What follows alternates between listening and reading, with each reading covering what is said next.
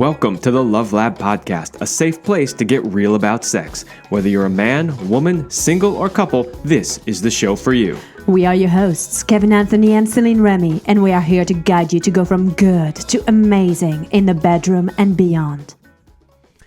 All right, welcome back to the Love Lab Podcast. This is episode 104, and it's titled The Truth About Semen Retention. So, we've been holding this one for a long time. Just kidding.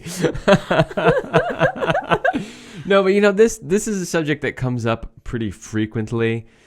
Some people call it semen retention. There's a bunch of other names for it, but it was definitely time that we dedicated a whole episode to this because in the last couple of years, there's been a whole bunch of movements that have popped up around this. And that has led to a lot of guys having questions about what is it? How do you do it? Should I be doing it? Is it good? Is it bad? All of that. Mm-hmm. So basically, in the context of sex, semen retention means choosing, that's a really important word, not to ejaculate every time you have sex, to retain and harness that energy so that you can use it to create anything that you want in your life. And there are two very important concepts in this one sentence that I just read, which is choosing, and it's also having sex. It doesn't mean you're not having sex, and we'll talk more about that. Oh, we will get to that. I know. But before we get started, let's give a big shout out to our sponsors, Power and Mastery. If you want to join the secret club of men who are great in bed, then check out Power and Mastery. It is the most complete sexual mastery training for men, whether you want to have harder erections, last longer in bed, or increase your sexual skills, and yes, practice the transformation of your sexual energy. There is something for you at powerandmastery.com. Yes, and when we talk about what semen retention really is, we teach you how to do all of that in our courses. So let's start with the origins of semen retention. Where does semen retention comes from? Yes, please tell us. Read it. Well, both the Tantra and Taoist sexuality traditions believe that too much ejaculation can hurt your health, physically, emotionally, energetically. And both traditions believe that sexual energy really is this incredible source of like power, and then you can cultivate it and transmute it, and then it can bring in more pleasure, more profit, abundance in your life, more love. I mean, it can heal your body so many ways. So basically, it's taking this really powerful force of your sexual energy, which is being used for creation. Out of this energy, you can make babies, but it's not the only thing you can make. You can use that energy to create anything that you want in your life. So both the ancient Chinese, the Taoist, and the ancient Indian of India's, like with Tantra, talked about this. In some yogic tradition, they were also bringing that concept. So it is something that has been around from many different traditions and for centuries. Long time. Exactly. This idea has been around. So I have one of our many books. We have an entire library of books because we like to read. This is Mantak Chia's Sexual Reflexology. Mm-hmm. And I wanted to read a little bit from this book because they actually give an exact breakdown by age of how many times a man should ejaculate. All right, so number one, a healthy male of 20 may ejaculate 2 times a day. Oh, wow. That's a lot. Lucky you if you're 20 and listening to this show. A 30-year-old male can ejaculate once a day, but only once every 2 days if he is not strong. So in each one of these, they're going to say, if you're strong, you can do this. If you're not strong, right? 3, a brandishing, vigorous 40-year-old man can give off semen once every 3 days, but if he is lacking power, he may do so only once every 4 days. Number 4, a full-bodied man 50 years old may eject semen once every 5 days, but only every 10 days if he is lacking strength. A healthy 60-year-old man may ejaculate once every 10 days, but only once every 20 days if he's in poor health. And the last one, number 6, a robust 70-year-old man can eject semen once a month. Ooh. But one lacking strength should no longer emit semen at all. Fascinating. So, yeah, I read this. The first time I read this, I was in my 30s. My very early 30s, like probably just turned 30-ish, 31, somewhere around there. And I remember reading that thinking, what a bunch of nonsense. Because it was telling me, so according to that, what did it say? I would have been, all right, well, it says you can ejaculate once a day. When I was 30, I was like, I can ejaculate as many times as I want. So I wasn't necessarily buying that. But I can say that as I've gotten older, and, now I am considerably older than that. We've already said how old I am on this show, so it doesn't really matter. But 46? Yeah, but, I was going to say mid-40s, but I'm starting to approach the upper 40s. I know. That's Well, crazy. own it, Kevin. But anyway, as I do get older, I actually do now start to feel the difference, which I didn't when I was younger. I was like, whatever, I can ejaculate as many times as I want. Now that I'm older, I do notice that if I were to ejaculate too frequently, that I do feel more tired. Fascinating. But for me, it's like I just feel more tired. And it's like, well, okay, maybe I need to rest a little more, drink some more water.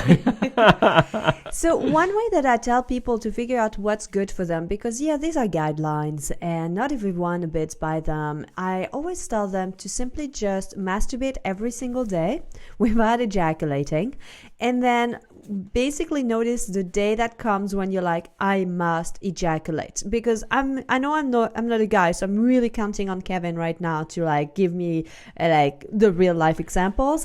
But basically you come to a point where I need to ejaculate this time.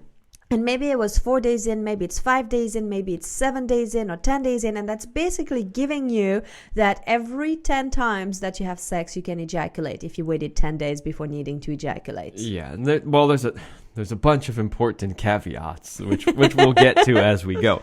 But, so according to this, it's telling me, all right, so they have a 40-year-old and a 50-year-old. I'm kind of in between there. But so for a 40-year-old man, it's saying once every 3 days. Okay. For a 50-year-old man, it's saying once every 5 days. Again, assuming that the person is healthy. So I'm healthy. I'm, an athlete. I'm still constantly moving, climbing, cycling, martial arts, all that kind of stuff. So I would consider myself a healthy 40-something-year-old. Honestly, if I were ejaculating once every 3 days, yeah, I'd be feeling it. I would definitely be tired. And the thing is, a lot of guys listening are probably my age, and they're like, they probably do that all the time. And you're probably like, you don't feel any more tired. It's probably only because you've been doing it your entire life, and you don't even realize that it's making you feel tired. So we'll talk more about that. But before we keep continuing, I want to talk about the difference between ejaculation and orgasm. If you've been listening to the Love Lab podcast, you know that it's something we talk about a lot, that there are two different things in the body and that you can have one without the other. It's actually really good to learn to have an orgasm without an ejaculation, and that once you have that power, it's so good to be able to choose, to be like, today I want to ejaculate versus today I'm going to keep this energy. And so the ejaculation is controlled both actually by the sympathetic and parasympathetic nervous system, because in the arousal you're into your parasympathetic nervous system. So the more relaxed you are, the more you can have an erection. You're into your arousal. When you shift into the ejaculation, usually it kicks into the sympathetic nervous system, where it gets things like moving and ejaculating, like heart rate is going faster. I mean, everything in the body is responding a little bit different. Well, Well, an orgasm is purely a cerebral and emotional cortical event and normally coincides with ejaculation, okay? But now that we know it doesn't have to, but that's kind of like the dictionary definition. In a nutshell, orgasm is controlled by the involuntary or autonomic nervous system, such as the muscle spasms in multiple areas of the body, a general emotional sensation experience, and very often like having body movements and sometimes even vocalizations. Okay, so now that all that scientific mumbo jumbo is out of the way, let's talk about what this really means. Okay, so one of the things I like is in the definition of orgasm, they actually did write "and normally coincides with." Mm-hmm. There's a very key phrase right there. Mm-hmm. So you have an ejaculation, which is literally where you are emitting semen. You also have this movement, this rush of energy that flows through your body and these contractions of the muscles that are triggered. And just to be clear, the muscles, we're talking about the muscles around the prostate, in the pelvic floor muscles, all of these are kind of like between your balls and that you're feeling, right? Exactly. So, these things are designed to work together. The contractions actually help pump the semen out. But the release of the semen is separate from the contractions itself and from the movement of energy that you experience. And so here's the thing. Here's how I experience the difference between the two. Oh yeah, I'm so curious. Go for it. When you have an ejaculation, there's this huge release of energy that moves through your whole body. Then there's a release of semen, and then there's the spasms that occur, the contractions of the muscles that pump that out, and it's all happening all at once. Boom, boom, boom, boom, boom. Wow, That's what we think of as an orgasm. That's what most people call orgasm. But if you have learned to separate these, you can have all of that, but without the release of the semen. So you get the energy moving through you. You get the contractions. You still feel the contractions. You still feel your cock pulsing. But there's no release of actual semen. Now, I will say this. The amount of energy that you feel moving through your body may not be the same intensity as what you're used to during an ejaculation. But it could be. It could be. It all depends how good you are at allowing that flow of energy while still holding back the ejaculation itself. So once you've done this a lot and you've gotten good at it, you can learn to really let the energy flow while holding back the ejaculation. The problem that a lot of guys have in the beginning when they start is if they really allow that energy to move, like really move, it triggers the ejaculation. So they have to shut down the energy movement at the same time.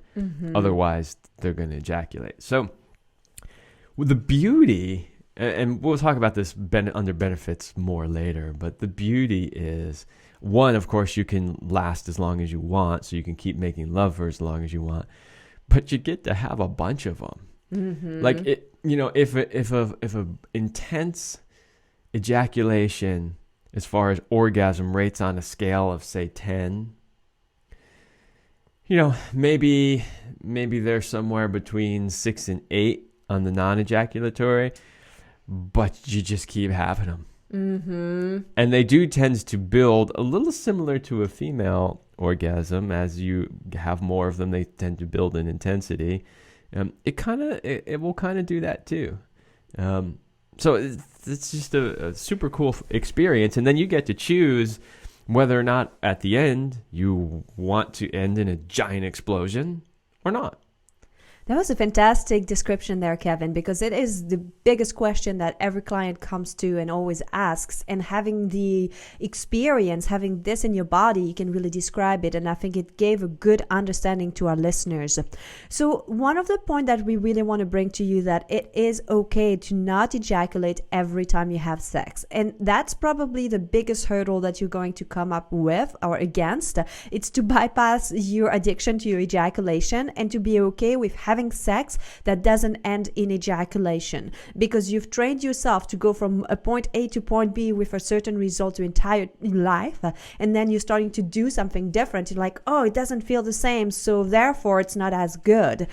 And as Kevin mentioned earlier, the subtleties and the higher sensations tend to come later once you start to having a little bit more mastery with moving the energy, understanding your body. So don't be so disappointed when you start and you're like, well, it's not quite the same, so therefore I'm going to revert back to the old self. When do we get to talk about the benefits? Because I know it's further down, but I'm saying that simply because there are some really good reasons why you would want to make love and not ejaculate. I think now is a perfect time to talk about our benefits. Okay, first one on the list. Every guy I know says he doesn't get enough blowjobs. But you. But me. Well, I could always do with a few more, but but I'm very blessed. But pretty much every guy says he would love to have more blowjobs, right? Here's one, and there can be lots of reasons, but here's one, and you can talk more about this as a woman. Here's one reason why men don't get more blowjobs. Because most men think every blowjob has to end in ejaculating in her mouth. And you know what? She's not really always in the mood for that.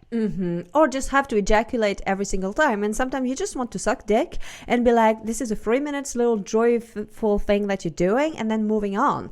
And if you have to clean up the mess, if it's not something you wanted to swallow, I mean, it just takes time. Or if you didn't want to do more than 3 minutes or whatever it is. Exactly. It's like, and so if you want more blowjobs, make it fun for her and make it that she doesn't have to finish you.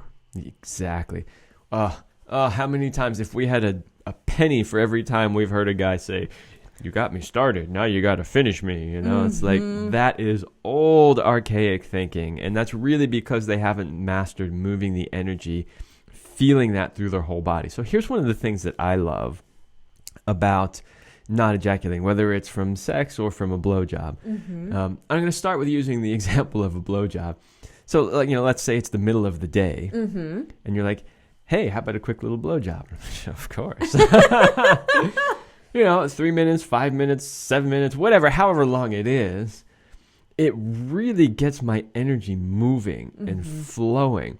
And so, you know that stereotype of like, oh, man, they just want to pound real quick, ejaculate, and then roll over and go to sleep.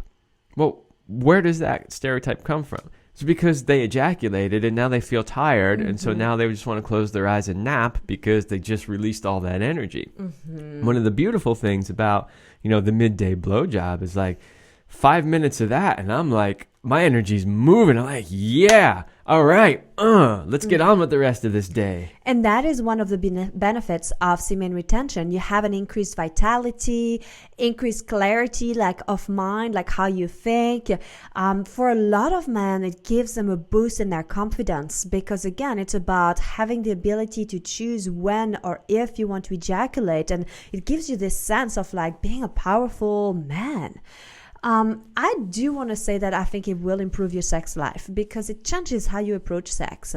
And as a woman, not having the pressure to always have to make him come or that sex has to end when he comes, and that we can just make love for as long as we feel both that it's like beneficial or feels good, and then we're like, okay, we complete.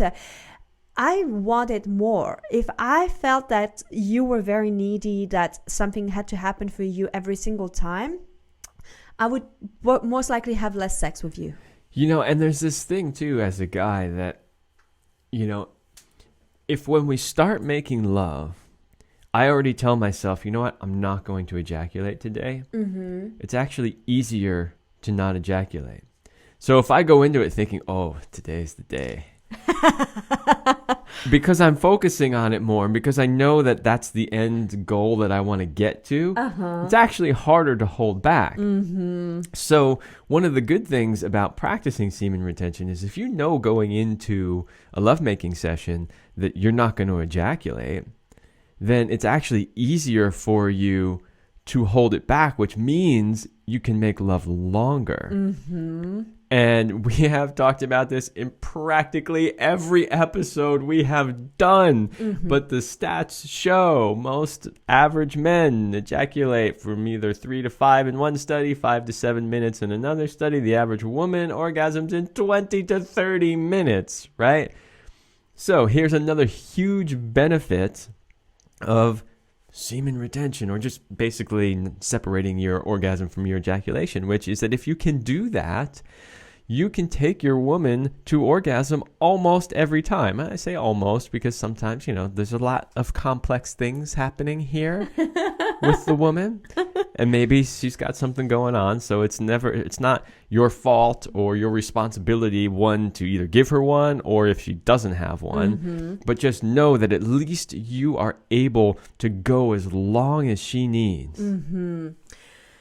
Another benefit is that it will develop your magnetism. People will be drawn to you, and we're going to talk more about that as this concept of sexual transmutation. But that's definitely something, and I think ultimately it's building up your health. It's helping you feel more powerful, stronger in your body, building up good sexual health and health in general. Yeah, so when we get to the semen retention movement, mm-hmm. which we'll get to a little later, this is one of the big things they believe is that it will make women magnetically attracted to them. But here's the thing. It's not like you got a bunch of semen swimming around in your testicles that somehow have a magical attraction. They're pulling women. No, what it is vitality. It's vitality. And if you're not drained and tired all the time, you're more attractive. Well, and what's attractive is a confident man. And so a man who knows that he has control over his body will show up very differently in relation to a woman than a man who's afraid that he's going to come too soon. That's true. And that's actually another thing that we really work on in the online courses that we have created is teaching them how to have that confidence, how to show up like, I got this, I can do this, because that is absolutely attractive to women. Mm-hmm. So we're going to talk about a little bit more about the semen retention movement and all of this. But first, we want to invite you into our Platinum program. This is for all of you couples that are committed but are stuck in a rut and just going through the daily motions instead of connecting the way you used to. You're kind of tired of that mechanical sex that lacks spontaneity and fun, and you just don't want to live a life of average. So if that's you, we'd like to invite you to join us in our ultimate highly sexed power couple relationship synergy Platinum program.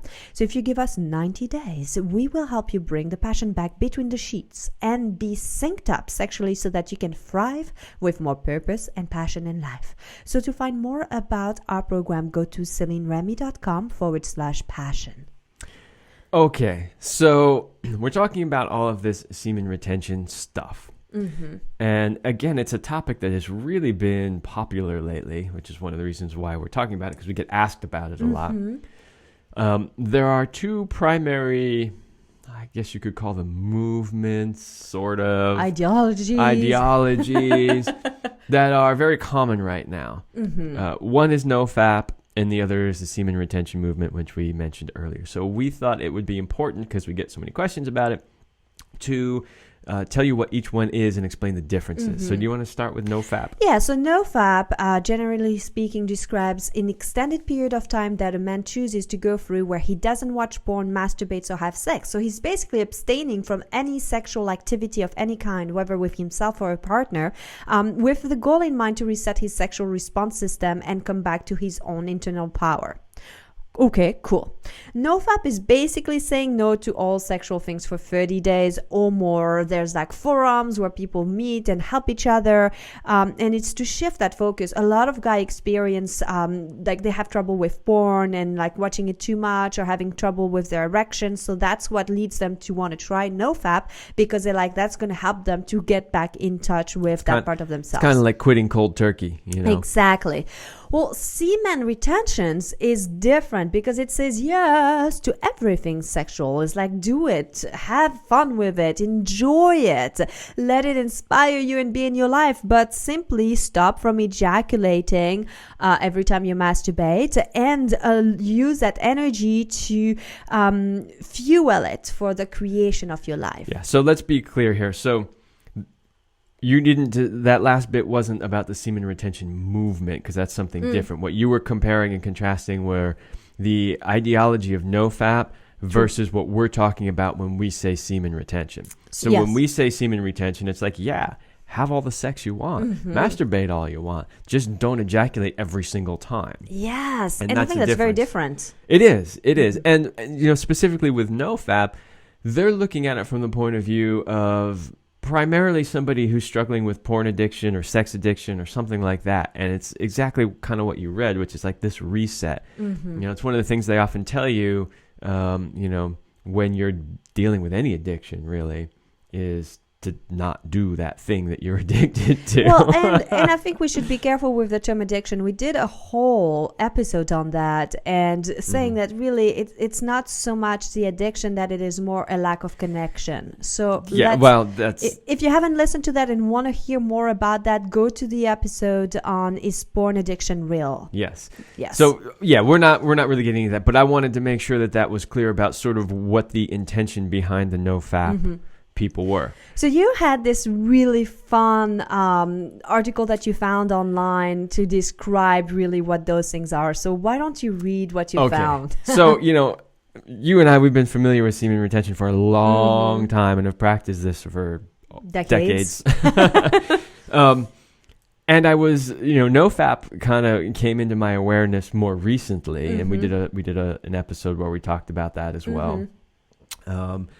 But I had not actually heard of the semen retention movement as this whole separate thing. So, I wanted to know what it was and how it was different from NoFap. And actually, if you Google search or DuckDuckGo search or whatever, I prefer DuckDuckGo, by the way. If you search for semen retention movement, a lot of what you get is stuff about NoFap. So like, for instance, NoFap, there's like a website you can go to, and there's like a whole sort of formalized thing. I couldn't actually find anything formalized for the semen retention movement, but apparently there is a subreddit that apparently is quite the rabbit hole, where they talk about this stuff a lot. And so what I did find was an article written on a very funny website, actually, called WeHuntedTheMammoth.com. And they wrote an article called "'Cause Every Girl Crazy About a Semen-Filled Man. Alleged True Tales from the Semen Retention Subreddit." That's ought to be good. Oh, it was pretty damn funny. So I'm going to tell you what they say about the semen retention movement. Because even though they're sort of making fun of it, they actually did a good job of explaining what it is. So here it is. The semen retention movement, in case you haven't encountered it before, is sort of a harder core version of NoFap. Its ideology is a mixture of ancient Buddhism, modern pseudoscience, and more than a little bit of manosphere nonsense. Whereas NoFappers tend to see themselves as fighters of compulsive masturbation and porn addiction, semen retainers see themselves as spiritual warriors protecting their vital life force from dilution. Not only by masturbation, but also by nocturnal emissions and sex. Keeping their sperm bottled up inside, they think, will not only enable them to have more energy and think more clearly, it may also give them literal magical powers, helping to bring about, as one Redditor put it, a magical synchronistic connection between thoughts and reality. Also, they think it will make women really hot for them. Okay, so, that was sort of tongue-in-cheek, but, the core of it, I like how they described it as a harder core version of NoFap. Simply because the real difference that I see when researching these is that NoFap is like, okay, you need to reset your system. You've got some issue that you're working with. Here's a way to do that. So it's like when somebody wants to try a diet, like most people don't look at a diet as I'm going to do this for the rest of my life. It's like I'm going to do this for a while to reset. Like keto diets are a perfect example. You're not supposed to do keto forever. Keto is a system reset. You do it for a period of time, it resets your body, and then you go back to a healthy diet. So that's kind of the way I understand what most of the NoFap people are talking about. Whereas the semen retention movement is like, no, this is a lifestyle. This is a lifestyle that you do all the time. And they might have spiritual beliefs behind it. They might have scientific reasoning behind it. Apparently there can be all kinds of reasons behind it. But that's how the two really differ. So I want to talk about how not to do semen retention, because now that we've talked so much about this, I think you got to do it for the right reason. If you're going to get into this because you want to be better than other people and like kind of from that, like, I don't know, spiritual bypassing reality that you're really stuck in your ego, but you're pretending to be spiritual, that's not the right reason. If you approach it from a place of curiosity and have a genuine desire to, yes, become a better person or increase your health or your vitality, that's very different. So get clear with your why and do it for the right reasons. Yeah, absolutely. And so that's kind of the thing about the semen retention movement is, if you listen to what they say, how it gives you more energy and makes you more those are all benefits that we just talked about. So we're not necessarily disagreeing with them. But where I have a problem is when it becomes dogmatic, when it's because Buddha said, or because this, or because I'm more spiritually enlightened, or because I'm going to be a superhuman. That's where I draw the line. So what you want to do is that you don't want to be like masturbating to porn and not connecting with your body and then holding it back and then ending up with blue balls. Because really, if you're doing semen retention practices, you need to move your sexual energy. If you do not move it and simply hold back your ejaculation or use the $1 million point, the point on the perineum to block your ejaculate from coming out in the vas deferens, you are not doing your body a favor. So that's not what to use. And remember, we did an episode where we talked about, are blue balls real? And no, they are not. And go listen to that episode if you want to hear why we say it isn't real. If you're not paying attention to your breath, and because the breath is super important here when you're doing semen retention, again, because it helps with moving the sexual energy. So these are always, you can't just masturbate the way you did before and just do semen retention. You have to change your mindset, you have to change your habits and how you approach it. And then I think that's something very important to bring when you do semen retention. You don't have to always not ejaculate. You choose. Sometimes you will and sometimes you won't, because it is good to ejaculate. You're not going to demonize it that this thing you're never going to ever do again. Your body still needs to ejaculate every now and then if you are healthy. Or right? just wants to. And wants to, exactly. So give it permission. It clears the pipes, Just don't be totally addicted to it every single time. Yeah, this is a personal story, but I know somebody who was very involved in the Tantra world for many years, and he's older now. I'm not really sure how old he is, but he's a silver hair, and he actually had some prostate issues. And one day I was having a conversation with him, and he looked at me because he knows that I did some Tantra stuff too, and he's like, I'm really beginning to think this whole no ejaculating Tantra thing isn't so good for the prostate. So if you don't ejaculate, it's important to massage your prostate manually to stimulate it, and sometimes to do some milking. That's why I was saying semen retention doesn't mean you won't ejaculate ever again. It simply means you choose. You do more non-ejaculation orgasms than ejaculatory orgasms. I want to bring one last concept as we're coming close to the end of this episode, which is the sexual energy transmutation with Napoleon Hill, who wrote the Think and Grow Rich. And this is so important, and he dedicated a whole chapter to it. Chapter 11 of Think and Grow Rich is about sexual transmutation. And he he doesn't explicitly say not to ejaculate during sex, but he does talk about building your sexual energy and using it with the intention for mostly like financial success, right? And he says that the most financially successful and socially impactful men of our time have figured out how to master this energy. The reason I'm bringing sexual transmutation into the discussion today is that it's oftentimes misunderstood. A lot of people are thinking sexual transmutation means I'm above sex, I don't need sex, I'm not using it, and I'm just channeling this energy. What that truly means is that you can still have sex. Actually, you need to have sex. It's part of like being a sexual being and to feel good. However, you need to learn to channel this energy and not just use it and waste it on useless things. But once you start to use this energy and move it into your entire body and feed yourself, your organs, and just your heart, open up your heart, and there's something really magical and different that happens in the body. Yeah, absolutely.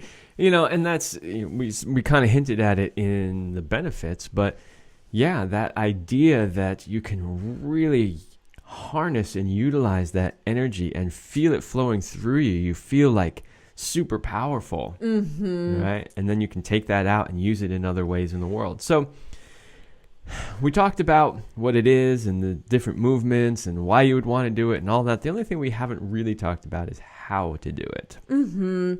I mean, ultimately, you're simply going to have to, you can go to our courses, Sexual Mastery, and learn how to do that.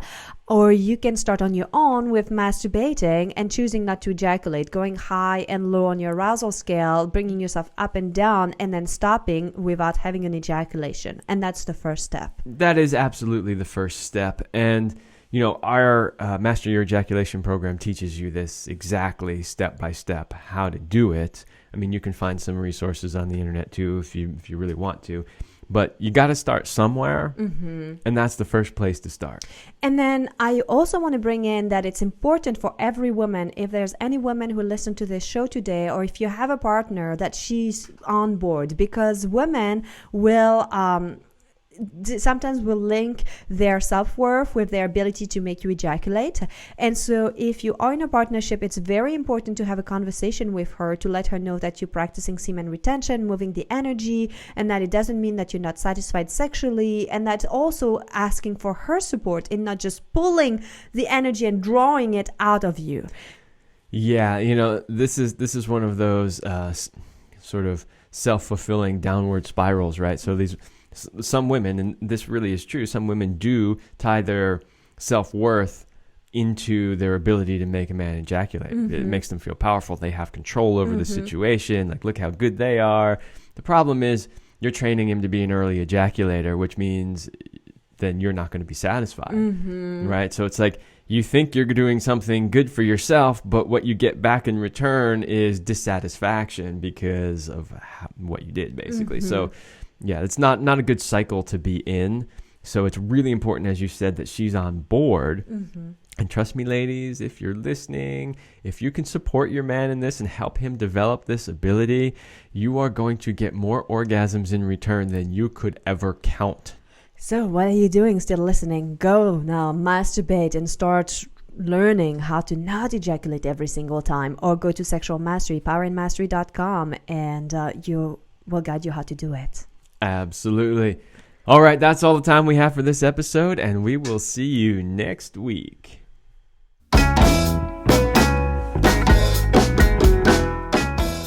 We hope you liked this episode of the Love Lab podcast. If you enjoy this show, subscribe, leave us a review, and share it with your friends. And for more free, exclusive content, join us in the Passion Vault at CelineRemy.com/vault. That's CelineRemy.com/vault. Thanks for listening. And remember, you're amazing.